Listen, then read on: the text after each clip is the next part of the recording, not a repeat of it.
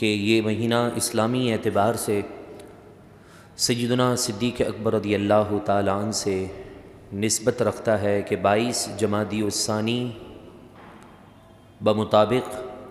15 جنوری بروز اتوار یہ مبارک دن سیدنا صدیق اکبر رضی اللہ تعالیٰ عنہ سے نسبت رکھتا ہے، اور آج کا یہ جمعہ آخری جمعہ ہے 2022 کا۔ دعا کیجیے اللہ تعالیٰ آنے والے لمحات میں ہمارے لیے آسانیاں پیدا فرمائیں، اور یہ 2020، 21 اور 22 کا جو سال اہل پاکستان اور اہل اسلام پر گزرا ہے، اللہ تعالیٰ ایسے سال کبھی مسلمانوں کو دیکھنا نصیب نہ فرمائے کہ یقیناً یہ ہمارے گناہوں کی نحوست ہے کہ مہنگائی بھی عروج پر، کاروبار کا مورل ڈاؤن، اور ہر ایک دین سے دور، اسلام سے دور، قرآن سے دور۔ مہنگائی کے طوفان نے اس قدر مسلمانوں کو پیس دیا کہ عام سادہ سا آدمی جو اپنے فارغ اوقات میں ماں باپ کو وقت دیتا تھا، بہن بھائیوں کے لیے وقت نکالتا تھا، بچوں اور بیویوں کے ساتھ حسن سلوک کے ساتھ پیش آتا تھا، اور انہی قیمتی لمحات میں سے کچھ وقت مسجد کے کاموں میں مسجد میں دیتا تھا، مگر آج یہ سب کچھ ختم ہوتا جا رہا ہے۔ اس کے اندر یہودیوں کی بہت بڑی سازش ہے کہ یہودیوں کی جتنی بھی ایجنسیاں ہیں، خفیہ ایجنسیاں، وہ پاکستان کے اندر NGOs کے نام پر، ویلفیئرس کے نام پر لوگوں کے ایمان کو برباد کر رہے ہیں۔ 500 روپے کے اندر زنا کرنے والی خواتین کو عام کیا جا رہا ہے۔ 500 روپے 1-2 گھنٹے کے لے کر 3 لاکھ کا موبائل ہاتھ میں رکھنا یقیناً اس بات کی طرف اشارہ کر رہا ہے کہ 500 روپے کی انہیں کوئی حاجت نہیں ہے، بلکہ انہیں جس مقصد کے تحت پاکستان میں بھیجا گیا ہے وہ مقصد مسلمانوں کی جوانیوں کو برباد کرنا ہے، مسلمانوں کے جو حقوق ہیں ان سے مسلمانوں کو دور کرنا ہے۔ یہ 500 روپے میں، 200 روپے میں گناہوں کے سمندر عروج پر ہیں، تو یہ پورا سال تو ویسے ہی گزر گیا۔ ہم دنیا میں مگن رہے اور یہودیوں اور عیسائیوں کے نقش قدم پر چلتے ہوئے ہم نے ان کے طور طریقوں میں اپنا بھی حصہ اس انداز میں ملایا کہ شادی بیاہ کی تقریب تھی تو ہم ہندوانہ رسمیں اور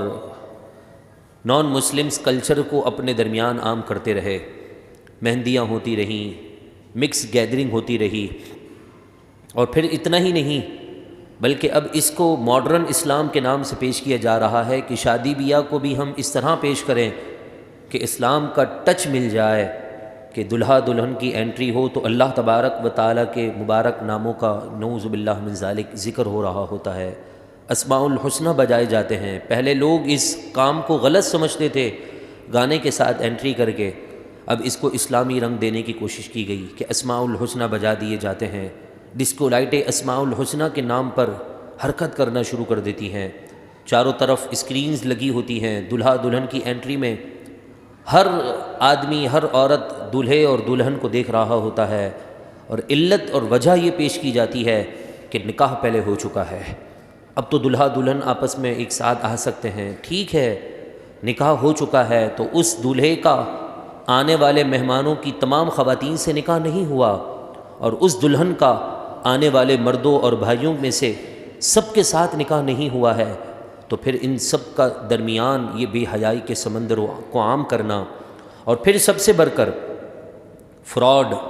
رزق میں، مال میں، کاروبار میں، مہنگائی، 2 نمبریاں، آج چیزیں لینے یعنی ان کے جو دام ہیں وہ بڑھ جانے کے باوجود بھی 2 نمبر مال آج مارکیٹ کے اندر عام ہو رہا ہے۔ یہ سب کیا ہے؟ آپ سوچ رہے ہوں گے کہ اتنے مبارک لمحات میں ایسی گفتگو سے کیا بتانا چاہ رہے ہیں۔ میرا ہرگز یہ مقصد نہیں کہ میں آپ کو مایوس کروں، مگر اتنا بتانے کا مقصد ہے کہ اب آئندہ سال جب یہ سال کا آغاز ہو تو ہم یہودیوں اور عیسائیوں کے تمام معاملات کو ٹھکرا دیں، اس کا استقبال، نئے سال کا استقبال یہودیوں کے طرز پر نہ کریں کہ مسلمانوں کا ملک ہو دبئی جیسا اور وہاں پر جو ہے عیاشیوں کے بازار گرم ہوں، پوری دنیا سے وہاں نیو ایئر نائٹ کو منانے کے لیے آیا جا رہا ہو، یا پھر ہمارا مرکز جو مکۃ المکرمہ اور مدینہ منورہ ہے اس کے اطراف میں جو شہر بس رہے ہیں وہاں پر اس طرح کی پوری نائٹ کلب سجایا جا رہا ہو۔ ہمیں ہر سال یہ اس لیے نہیں ملتا، سال تو بدلتے رہتے ہیں اور شام بھی آتی ہے، دن بھی بدلتے ہیں، کاش کوئی زندگی کا ایسا لمحہ بھی آ جائے کہ سال کے بدلنے کے بجائے ہم اپنے آپ کو بدل دیں، ہم اپنے آپ کو دین کے قریب کر دیں، ہم اپنے آپ کو اسلام کے قریب کر دیں، ہم اپنے آپ کو مسجدوں کو آباد کرنے والے لوگوں میں شامل کر دیں۔ یہ یاد رکھیے گا کہ ملک کا کوئی وزیر اعظم ہو، کوئی بادشاہ ہو، کوئی شہنشاہ ہو، سلطان ہو، اگر آپ اس کے لیے کام کرتے ہیں تو اس کی ذمہ داری بنتی ہے کہ وہ آپ کے گھر کے معاملات کو بہتر کرے، آپ کے اخراجات اٹھائے، آپ کو سیلری دے، آپ کو آپ کے وقت سے زیادہ آپ کی جتنی ضروریات ہیں اس سے زیادہ دے۔ تو مجھے بتائیے جو سلطانوں کا سلطان ہے، ساری کائنات کا وحدہ لا شریک مالک اور خالق ہے، اگر آپ اس کے کام میں لگ جائیں گے، اس کے گھر کو آباد کرنے کے لیے آپ اپنے آپ کو پیش کر دیں گے، اس کے میسج کو سننے کے لیے آپ اپنے آپ کو قربان کریں گے، اور پھر آنے والے سال کے اندر آپ اپنی زندگی کو بدلنے کی کوشش کریں گے، تو مجھے بتائیے، کیونکہ حدیث پاک میں اللہ کے نبی علیہ الصلاۃ والسلام نے فرمایا ہے، بندہ اپنے رب کے متعلق جیسا گمان کرتا ہے رب تعالیٰ کی رحمت کو ویسے ہی پاتا ہے۔ اگر آپ نعوذ باللہ چوری کا ارادہ کر کے گھر سے نکلیں گے تو آپ کے جسم کے اندر، آپ کی رگوں میں، آپ کے گوشت میں، آپ کی ہڈیوں میں چوری کی طاقت کو پیدا کر دیا جائے گا۔ اگر آپ اپنے آپ کو بہتر کرنے کے لیے اللہ تبارک و تعالیٰ کے دین کو سمجھنے کی غرض سے اللہ رب العزت کے پیارے دین اسلام کی ترویج اور اشاعت کے لیے سوچیں گے تو ان بازوؤں میں، ان ہڈیوں میں، ان رگوں کے اندر، ان خون اور ان گوشت کے لوتھڑوں میں اللہ تعالیٰ دین کی سربلندی کی طاقت آپ میں پیدا فرما دے گا۔ سلطان صلاح الدین ایوبی رحمۃ اللہ تعالیٰ علیہ کے واقعات اور نام ہم نے سنا ہے۔ آپ چھوٹے سے تھے کہ آپ نے اسلام کے لیے اپنے آپ کو پیش کر دیا تھا، 20 سال کی عمر میں اللہ نے آپ کو سلطنت عطا کر دی تھی، آپ نے بزرگان دین کی تعلیم، قرآن اور حدیث کی تعلیم سے وہ فیض اور نور پایا کہ 20 سال کا نوجوان ہے کہ پھر اس نے اللہ رب العزت کے دین کے لیے اپنے آپ کو ایسا پیش کیا کہ پوری فوج کے اندر کوئی ایسا نہ تھا جو بے نمازی ہو، کوئی نماز قضا کر دیتا ہو، قرآن کی تلاوت نہ کرتا ہو، ایسا کوئی جو ہے وہاں کی اس وقت کی فوج کا نہ تھا۔ آج ہم اپنے اسلام کی فوج کو دیکھ لیں کہ انہیں نماز کی فکر تک نہیں ہوتی، انہیں دین کی کسی اہم ستون، اہم رکن کی پرواہ نہیں ہوتی۔ ان کی بھی جہاں غلطی ہے تو وہاں غلطی میری بھی ہے، وہاں غلطی آپ کی بھی ہے کہ ہم اپنے آپ کو کیوں نہیں بدل رہے۔ جیسا ہمارا کردار ہے، جیسی ہماری سوچ ہے، ویسے لوگ ہم پر مسلط کر دیے جاتے ہیں۔ اللہ کے نبی علیہ الصلاۃ والسلام کے فرمان کا خلاصہ ہے کہ جس قوم سے اللہ تبارک و تعالی راضی ہوتا ہے انہیں اچھے حکمران دیتا ہے۔ تو راضی کس وقت ہوگا کہ جب ہم اپنے اعمال کو درست کریں گے، ہم اپنے کردار کو صاف کریں گے، ہم اپنی سوچ کو پاک رکھیں گے۔ حالانکہ موبائل بنانے والا انسان ہی ہے، لیکن آج ہم اپنے ذہنی سطح کے اعتبار سے اتنے ڈاؤن ہو چکے ہیں کہ موبائل کے اندر ہر چیز ہمارے کو اویلیبل بھی ہے، لیکن پھر بھی ہمارے کو نمبر یاد نہیں ہوتے، فون نمبر۔ آج آپ اپنے ان بزرگ داداؤں سے، ناناؤں سے، نانیوں سے پوچھ لیں کہ آپ کے گھر کا نمبر ان کو یاد ہو، وہ آپ کو شناختی کارڈ نمبر، گھر کا number, phone number, PTCL number, وہ فوراً آپ کو فر سنا دیتے تھے، 2 دفعہ یا 3 دفعہ سنتے تھے، فون کی ڈائری کی طرح ان کے نمبر سیو ہو جاتے تھے۔ ایسا کون سا ملکہ تھا ان کے ذہن میں اور آج کے نوجوان کے ذہن میں نہیں ہے؟ اس کی ایک ہی وجہ، اس کا ایک ہی سبب، یوں کہہ لیجئے اس کا ایک ہی جو اصل ریزن ہے وہ یہی ہے کہ ہماری آنکھیں پاک نہیں ہیں۔ ہماری آنکھ پاک نہیں، ہمارا ذہن ستھرا نہیں، ہمارا ذہن صاف نہیں تو دل کے اندر کالا ہٹ، اور دل کے اندر جو اللہ نے میموری کارڈ رکھا تھا اس کے اندر گندگی بھر چکی ہے، جس کی وجہ سے ہم دیگر چیزیں یاد نہیں رکھ سکتے۔ آج دین کی کوئی بات آ جائے تو ہر بندہ اپنی جان اس طرح چھڑا دیتا ہے کہ یار مجھے نہیں پتا، یہ تو مولانا لوگوں کی باتیں ہیں، یہ مجھے کیا معلوم، میں تو ان پڑھ آدمی ٹھہرا، مجھے کیا پتہ چلے گا کہ اس بارے میں کیا ہے؟ کیوں نہیں پتہ چلے گا؟ کیونکہ اللہ کے نبی علیہ الصلاۃ والسلام کی تعلیمات پر کیا میرا اور آپ کا ایمان نہیں؟ میرے محبوب علیہ الصلاۃ والسلام نے فرمایا کہ ہر مسلمان مرد و عورت پر اتنا علم دین حاصل کرنا فرض ہے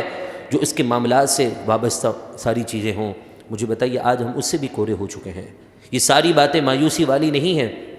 قرآن کیا فرماتا ہے؟ اللہ کے نبی علیہ الصلاۃ والسلام کا فرمان ہے کہ لا تقنطوا من رحمت اللہ، اللہ کی رحمت سے مایوس نہ ہو۔ اس کی رحمت میرا اور آپ کا انتظار کر رہی ہے۔ اس کی رحمت ہمارے گھر کی دہلیز پر پہنچ کر صرف اس انتظار میں ہے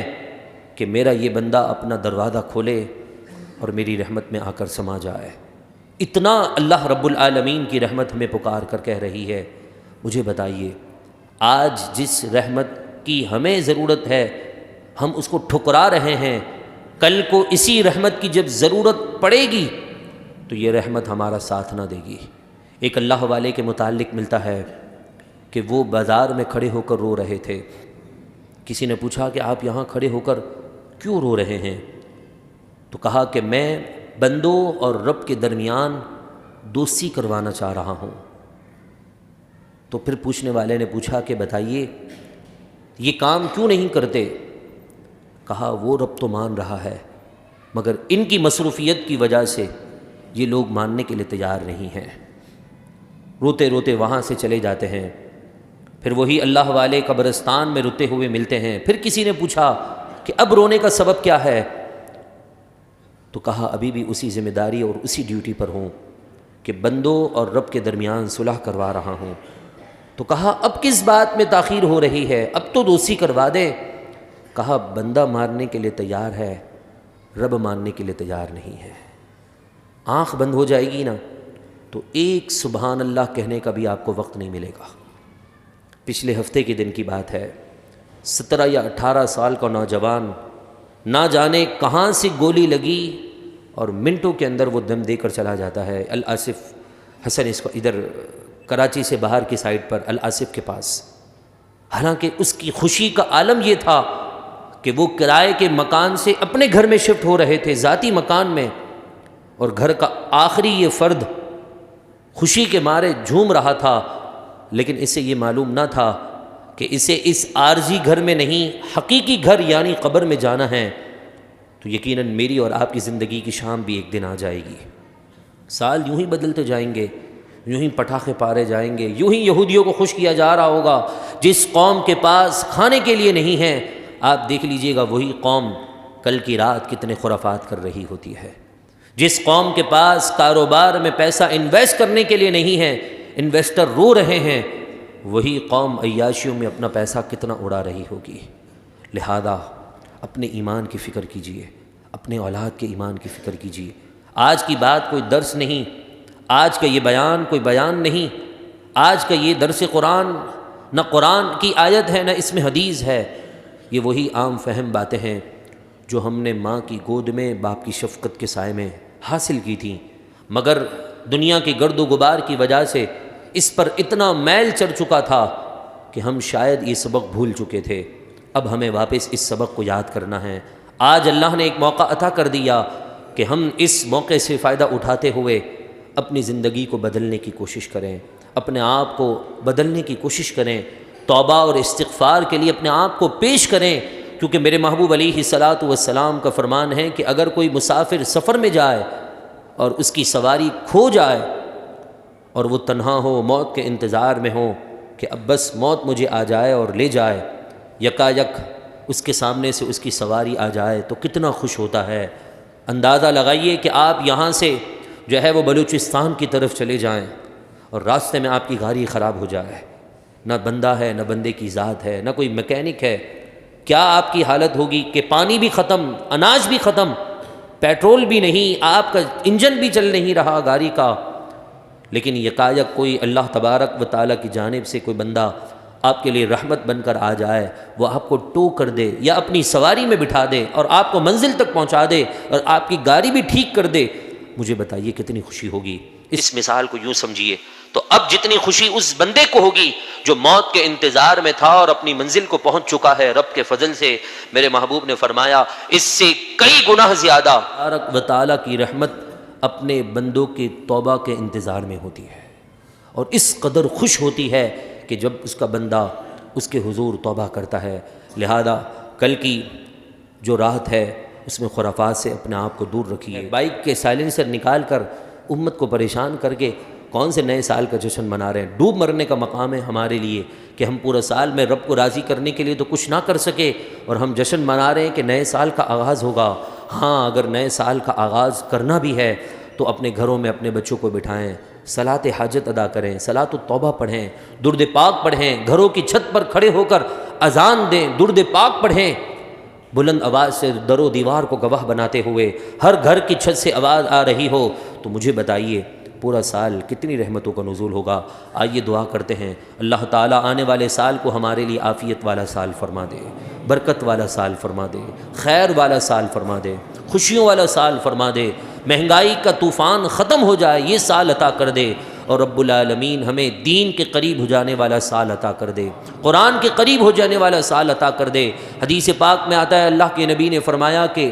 آخری جمعے کے لمحات ایسے ہوتے ہیں جس میں دعائیں قبول ہوتی ہیں۔ یا اللہ یہ قبولیت کے لمحات ہیں، نہ جانے کس کی آمین تیری بارگاہ میں قبول ہے، کس کا ہاتھ اٹھانا تجھے مقبول ہے۔ اس پیارے کے صدقے سے آنے والے مبارک سال کو ہمارے لیے بابرکت بنا دے، مولا کریم بابرکت بنا دے، مہنگائی کا خاتمہ ہو جائے، فحاشی عریانی کا خاتمہ ہو جائے، اور جو لوگ لوٹ رہے ہیں ملک و قوم و ملت کے نوجوانوں کو برباد کر رہے ہیں، مولا کریم انہیں بھی ہدایت نصیب فرما۔ اے اللہ اگر ان کے مقدر میں ہدایت نہیں تو ایسے لوگوں سے ہمیں دور کر دے، ان کے سائے سے بھی بچا لے، اور ہماری اولادوں کی بھی حفاظت فرما۔ گفتگو کے دوران کوئی بات، کوئی جملہ جس سے توبہ لازم ہو رب کائنات معاف فرمائے۔ میرا اور آپ کا حامی و ناصر